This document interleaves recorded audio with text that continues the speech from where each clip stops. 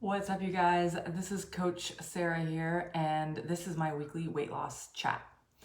Now, I had a topic that I was excited to cover today, but after the events of this week with the school shooting in Uvalde, I decided I'm going to put that topic off for next week and instead focus on this event, on this shooting, on this tragic shooting.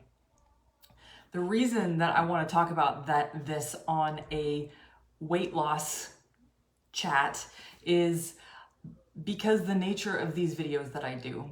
So these videos, they're obviously about weight loss, but they're not just about the external, actually they're not really about the external trappings of weight loss.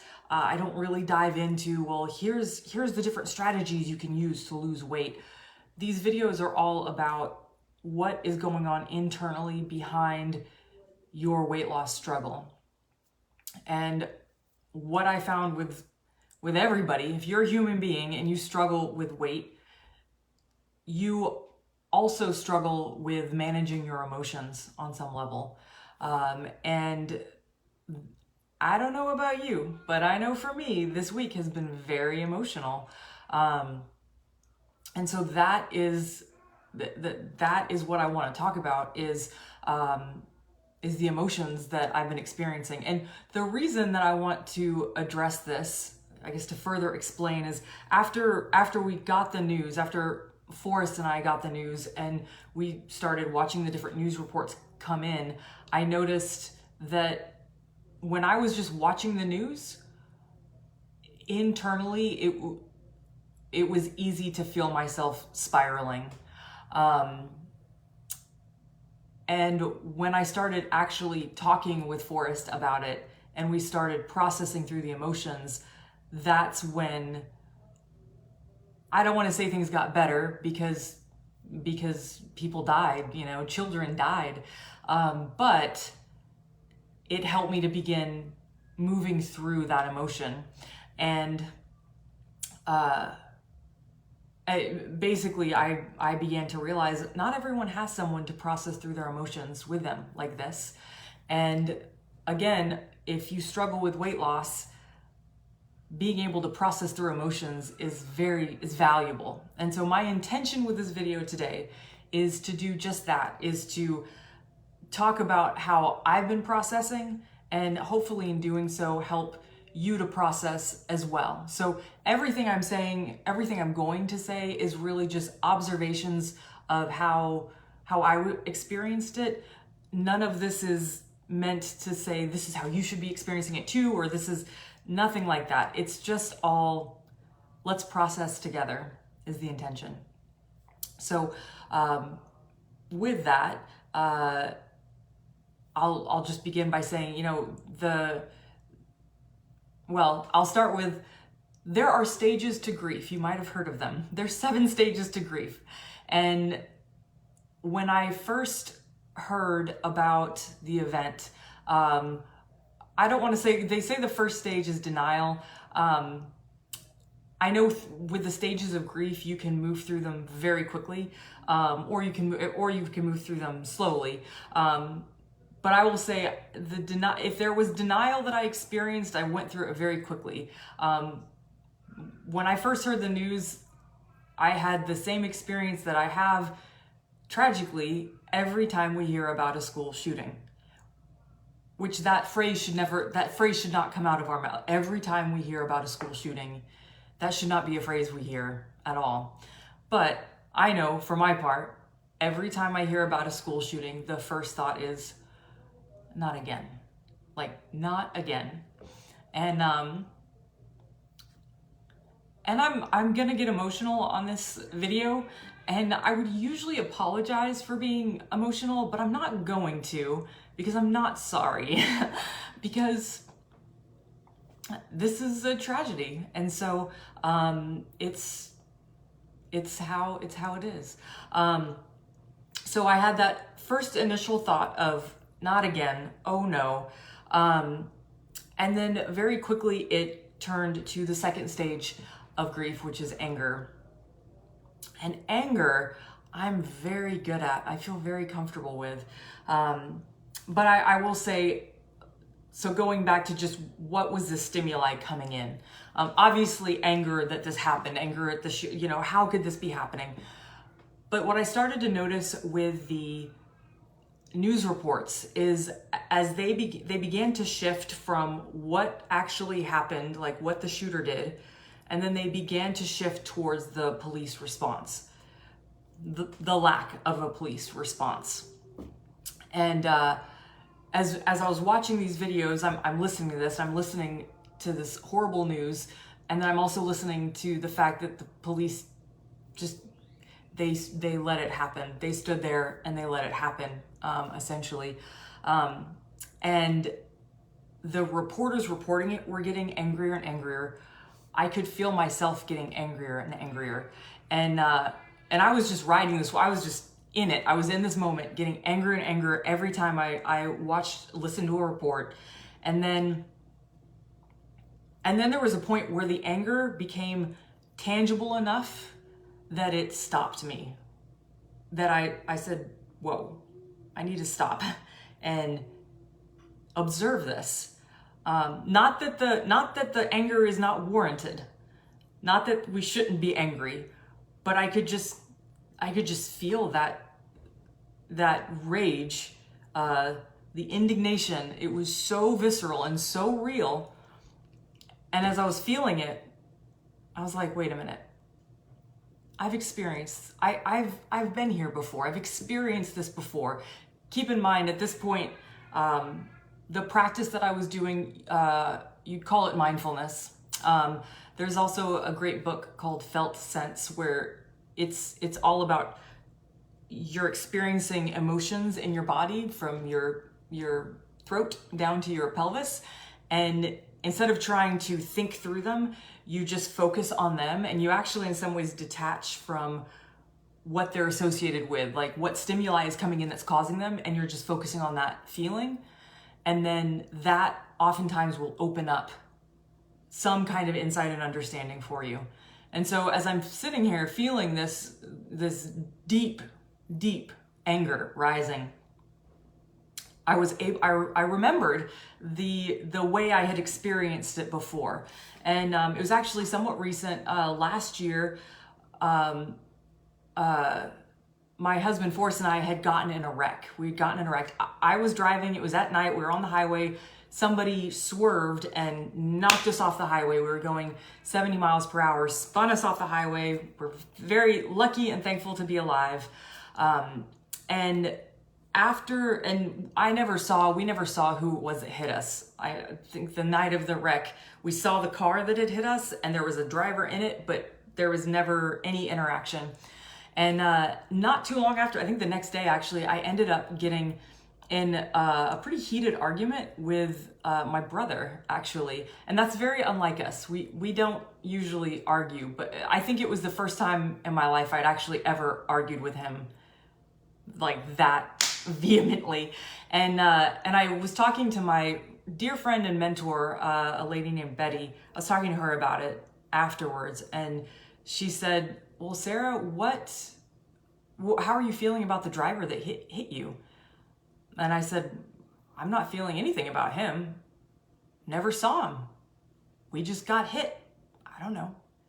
And she said, well, Sarah, I think what's happening is you're projecting.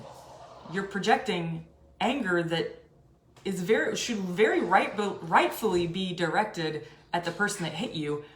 And instead you're funneling it towards the person that you feel most familiar with and therefore most comfortable being angry at. Like you're familiar with that family dynamic and it's all going towards him. And that rang true. That was absolutely true. And so bringing that back to this scenario and just my processing of it, as I come back to what the stimuli is, right? It's these news reports, and they're emphasizing like how awful, how reprehensible these cops are. And again, I'm not saying that any of that is untrue, but what became clear to me is that the gunman, the murderer, who actually did the most reprehensible thing that a person could do, he's dead. He's dead. I mean, we know his name, you know, they're piecing together stories, but he's dead. And so, complete real talk here. I know for my part, that's not really justice. Like, the anger that I'm feeling, that I should be feeling towards him, there's no outlet for it, because there's not a point where he's gonna listen to, or he's got to listen to the parents, or the community that he affected, right? Like, none of that is going to happen. So in some ways, we don't get to have that justice. So all of this rage that should be going towards him now, that is being stacked on top of the anger that we should be feeling towards the police. So the police are getting twofold at that point. But the more I thought about it, and again, I'm still doing this sort of mindfulness meditation of like, what is this? Like, this is a very deep rage. The more I was thinking through it, the more I realized, oh, there's more.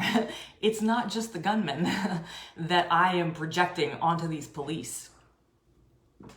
It's also the fact that I don't know what number school shooting this is for the year, or Lord knows since Columbine happened way back when. And to the best of my knowledge, at no point has our leadership done anything, like anything real to prevent this. They've not taken any tangible action to prevent it.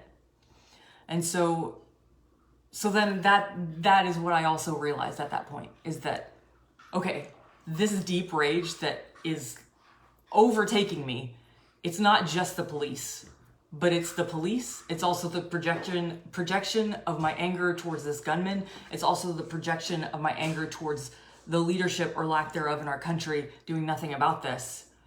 And it's all being funneled at those police officers. And so what? so as I'm processing through this, the so what for me was this was important for me to realize, to unpack. Because remember when I said there are 7 stages of grief? Anger is just the second one. And it's very, very important. But as I said earlier in the video, anger is one that I'm very comfortable with. And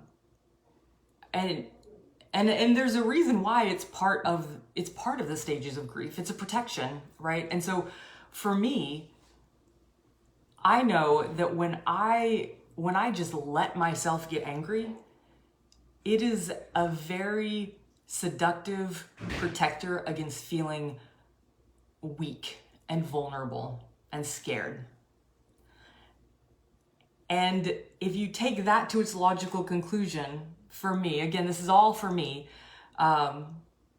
if I let myself just fall into that rage and just pile projection on projection onto those police, and I'm not aware of what's actually happening, then I become solidified. It will be easy for me to become solidified in, like, stuck in that stage and not continue to process through the other 7 stages.